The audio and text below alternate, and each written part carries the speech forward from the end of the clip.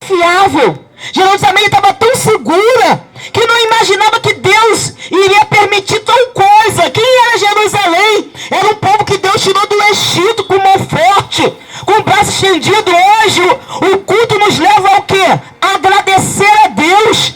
O culto nos leva ao quê? A nos voltar ao nosso pensamento em gratidão. A irmã está agradecendo a Deus por algo que Deus ele fez sobre a sua vida. E por isso que juntamente aqui com elas estamos o quê? Agradecendo. Então Jerusalém era um povo que Deus tirou do Egito. Adornou, colocou bonito, protegeu, deu maná, deu carne, ensinou a guerrear quando não tinha habilidades nenhuma para guerrear.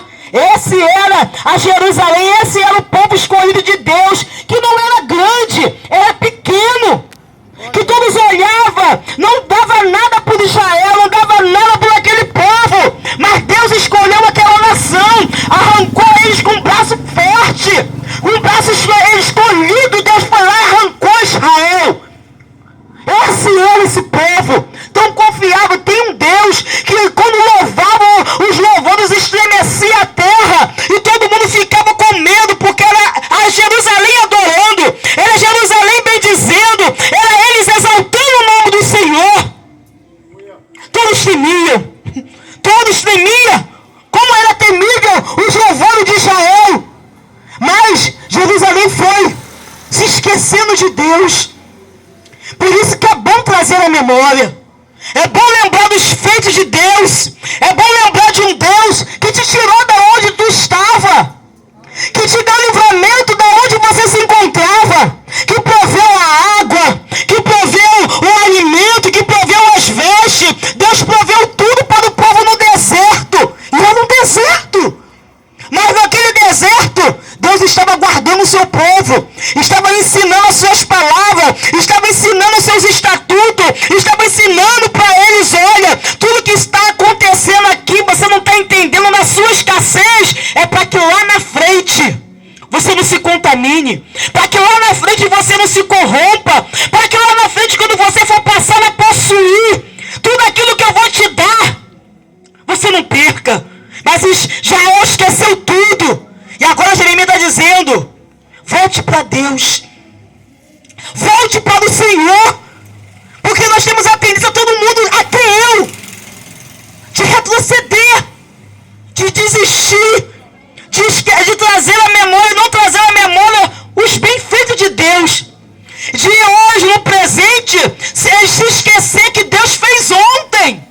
E murmurar hoje, porque lhe falta alguma coisa. Talvez você chegou aqui, a irmã está agradecendo, mas você também vai lembrar: ó, eu não tenho hoje, agora, algo para agradecer, porque você esqueceu do ontem. E hoje, talvez é dor, angústia, sofrimento e aperto. Mas Israel não.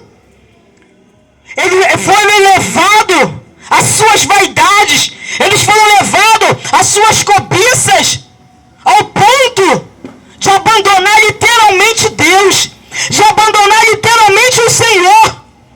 E o profeta está alertando, e o profeta apanhava, e o profeta era preso, mas mesmo assim ele falava, porque a chamada não era dele. Quando a chamada é nossa, a gente desiste. Verdade. Né? Quando desistiram de caminhar, porque achou que a chamada é sua. Mas a chamada não é sua. Quem te chamou foi Deus. Verdade. Quem nos ungiu foi Deus. Quem nos habilitou foi o Senhor. Então, se dependesse de Jeremias, ele não continuava a profetizar. Se dependesse daquele homem, ele não continuava a liberar a palavra, pelas palavras, pelos olhares, por tudo aquilo que está sendo lançado sobre a sua vida. Ele não iria continuar. Mas o fogo da chamada estava dentro de Jeremias. O fogo do chamado dele estava dentro dele, que não fazia ele desistir, que não fazia ele retroceder, que não fazia ele abandonar o barco e nem cair nesse mundão afora. Mas não, é a chamada. É o chamado que ele tinha com o Senhor. Era mais forte, ao ponto de não ter família. ao ponto de não se casar, ao ponto de no final da sua carreira só ter um amigo, ao ponto de ver toda a sua cidade sendo destruída, queimada a fogo, e ele ficando e vendo tudo aquilo, o cumprimento da sua palavra, nada das suas palavras caindo por terra. Imagine a dor. Imagine a dor de Jeremias. Se nós, homens e mulheres, que quando nós liberamos a palavra para alguém, ficamos tristes. Poxa, era um menino bom. Poxa, era uma menina boa. Falei tanto, adverti tanto. Foi preso, ou então morreu, ou então não se cuidou do corpo, ficou enfermo. Quantas pessoas que a gente fala, vai lá, se cuida, procura um médico, a pessoa não ouve. Aí você vê num leito, perecendo, e você, poxa, podia ter se cuidado, podia ter tomado as medicações que o médico advertiu e falou, mas não se cuidou.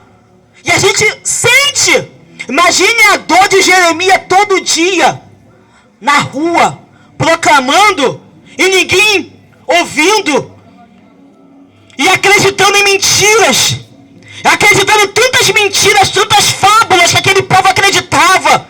Era tantas mentiras, porque alimentava os seus vazios, alimentava suas vaidades, alimentava suas cobiças, mas ele não conseguia ver o mal.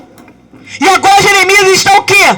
Chorando, se derramando em lágrima, porque ele está vendo crianças com fome, ele está vendo mulheres sendo vitimadas, estupradas no meio das ruas, ele está vendo jovens caindo, ele está vendo jovens que eram nazireus separados para Deus,